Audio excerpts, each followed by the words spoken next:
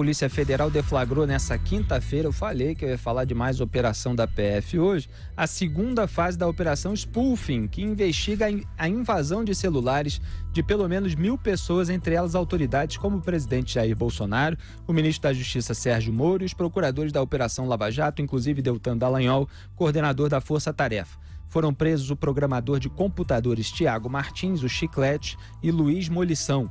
Chiclete se encontrou com Walter Delgatti Neto Vermelho em Brasília. Ele já esteve envolvido em um episódio de compra de uma Land Rover com Túlio Guerreiro, ex-jogador de futebol do Botafogo e do Corinthians, e a transação não se concluiu. A primeira etapa prendeu 4 investigados, entre eles o próprio Walter Delgatti Neto Vermelho, Gustavo Henrique Santos, o DJ de Araraquara, e sua mulher, Suelen Priscila de Oliveira, além de Danilo Cristiano Marques. Então a Polícia Federal está trabalhando. Essa é a Polícia Federal do Maurício Valeixo, o diretor-geral, que o Sérgio Moro convenceu Jair Bolsonaro a manter lá, mesmo o presidente tendo tido um momento de impulsividade, para dizer o mínimo, dizendo que trocaria depois que houve uma reação na Polícia Federal quando ele disse que trocaria o superintendente da PF no Rio de Janeiro, que não é atribuição do presidente da República.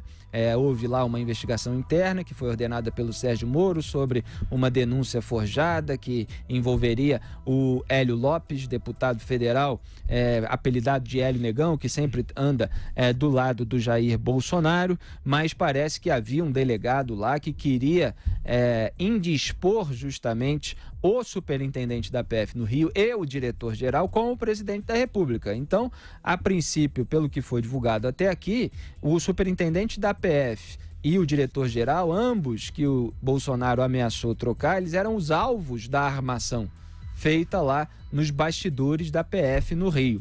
Então, é ótimo que mantenha-se na Polícia Federal um trabalho que está sendo bem feito com redução da criminalidade do país e chegando às autoridades, como o Fernando Bezerra, que a gente já comentou aqui nesse programa, e há mais gente envolvida no hackeamento de autoridades. E é bom que a PF deixe bem claro para todos os potenciais criminosos e criminosos que andam por aí no Brasil. Cometeu crime, hackeou e violou criminosamente aplicativo de celular, vai em cana, vagabundo.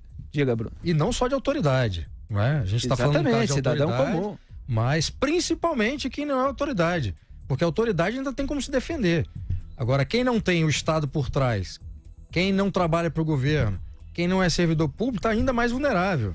Então, em termos de atribuição de responsabilidade e penalização, quem invade celular do outro, correspondência, o que quer que seja, tem que ser punido ainda mais, certo? Esse é um ponto. Outro ponto é o seguinte: essa operação parece dar a entender que as informações coletadas até agora, levantadas até agora pela Polícia Federal, conduziram a mais pessoas. E isso é bom, no sentido de que a investigação está avançando, porque parecia que a Polícia Federal não estava conseguindo descobrir muita coisa, nada estava sendo divulgado, e isso obviamente causa preocupação, porque foram presas algumas pessoas, e se essas pessoas não apresentar, quer dizer, a partir da prisão dessas pessoas nada foi descoberto, aí criava um problema. Então eu espero que essa segunda fase da operação consiga coletar mais dados para chegar a todos os responsáveis por esse caso execrável. Zé Maria Trindade.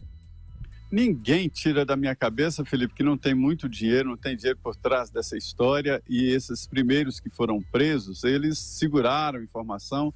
Esse trabalho de hoje é da Polícia Técnica, que antecipou, que foi atrás dos verdadeiros responsáveis pela o que seria a equipe técnica da malandragem, né, que fez os roubos. Eu tenho a impressão que rolou sim dinheiro e compra dessas informações criminosas que estão sendo divulgadas a conta-gotas, e alguns veículos de comunicação grandes foram atrás desta bandidagem. Então isso mostra, Bruno, de que a equipe da Polícia Federal agora entrou a Polícia Técnica e que esses presos não estão colaborando com a Justiça.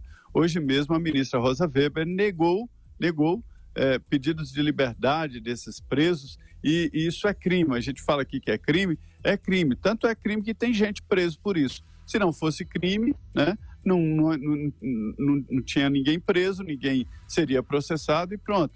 É crime, sim, e o que a Intercept está fazendo é exatamente divulgar produto de crimes. Muito bem a Polícia Federal aprofundar e dar um exemplo de que escondido na internet ninguém fica, ou seja, a internet não é um lugar sem rumo e um lugar sem fronteiras. Quem fala na internet pode sim ser alcançado. Este é o exemplo.